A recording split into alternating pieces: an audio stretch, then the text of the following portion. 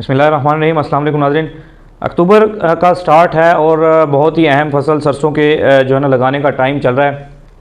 सरसों की पैदावार के बारे में जब भी बात की जाती है, अगर हम 40 मन या 45 मन की बात करते हैं तो अक्सर हमारे काश्तकार भाइयों का सवाल होता है कि हम तो बड़े अरसे से सरसों काश्त कर रहे हैं, 100 एकड़ पर सरसों लगाते हैं, तो हमारी तो 18 से 20 मन जो है पैदावार आती है।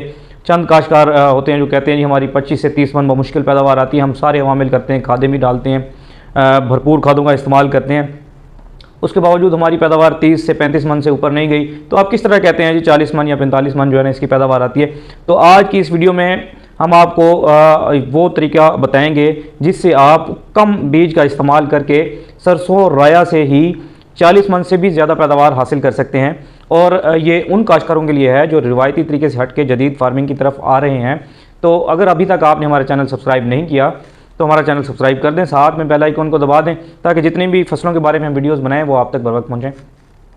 सबसे पहले नाज़रीन वक्त काश्त वक्त पर अगर फसल काश्त की जाए तो उसकी पैदावार अच्छी आती है। तो नाज़रीन ये सारी बातें हर वीडियोज़ में होती रहती हैं। मैं आपको इस वीडियो में सिर्फ ये बताऊँगा कि राया या सरसों को किस तरह जो है जदीद तरीके से काश्त करके अपनी पैदावार जो है वो 40 मन से भी आप ज़्यादा हासिल कर सकते हैं।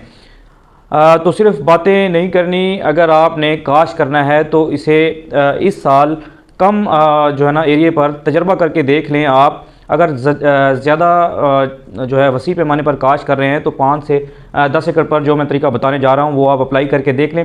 खुद ही जो है ना पता चल जाएगा कि कितनी जो है ना पैदावार हम ले सकते हैं इस तरीका से। रिवायती तरीका तो है कि छटा लगा दिया, पानी लगाते रहे, खादें भी डालते रहे।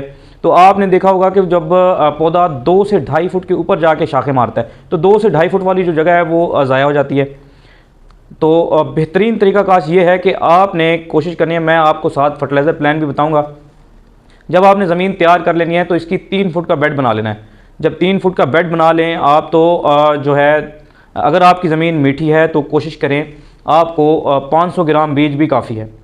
लेकिन अगर आपको लगता है कि आपकी ज़मीन कुछ ना कुछ बीज रखती है या जर्मिनेशन का इस बीज में इशू होगा तो आप बीज जो है वो 1 किलो तक कर सकते हैं। लेकिन सबसे अहम बात फिर मैं आपको कह रहा हूँ कि जब आपने बीज काश्त कर लेना है, आपने चोपा लगाना है, वट्टों के ऊपर बिल्कुल चोपा लगाना है। 3 फुट की बेड बन गए, दोनों तरफ आपने चोपे लगाने हैं। तकरीबन 8-8 इंच के फासले पर आपने बीज का चोपा लगाना है। और सबसे अहम बात यह है कि जब बीज की जर्मिनेशन हो जाए उसके बाद आपने उस बीज को जो है ना सिंगल पौधा कर देना है। ये पहली छिदराई मैं आपको बता रहा हूँ। जैसे ही पौधा 3 से 4 इंच का हो तो आपने सिंगल पौधा कर देना है उसी 8-8 इंच के फासले पर। लाइन से लाइन का फासला तो 3 फुट हो गया जो कि आपने बेड बनाया है, लेकिन पौधे से पौधे का फासला 8 इंच है, वहाँ पर भी आपने सिंगल प्लांट कर देना है। जैसे ही आपने दूसरा पानी लगाना है, यानी पहले पानी के वक्त आपको फर्टिलाइज़र प्लान बताऊँगा, फिर दूसरे पानी के वक्त आपने कौन सी फर्टिलाइज़र डालनी है वो भी बताऊँगा।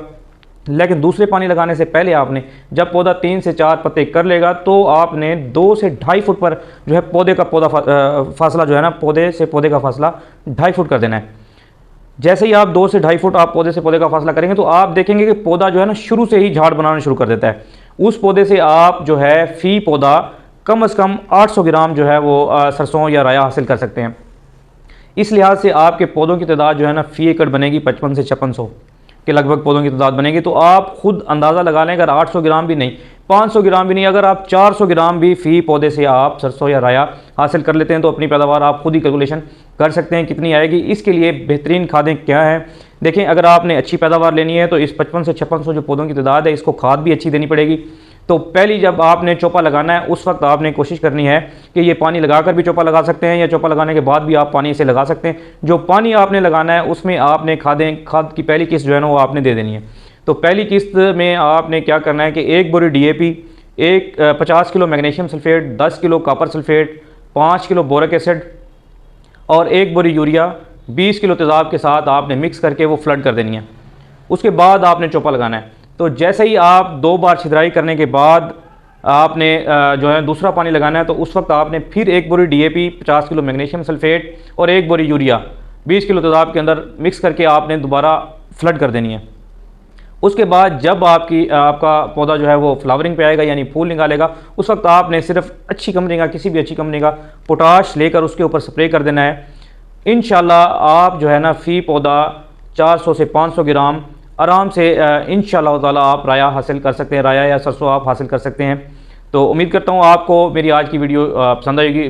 मज़ीद अगर आपका कोई सवाल हो तो आप कमेंट सेक्शन में कर सकते हैं। इंशाल्लाह मैं कोशिश करूँगा कि आपके तमाम सवालों का जवाब जो है वो पूरी तहकीक करने के बाद आप तक जो है वो जवाब पहुँचा सकूँ।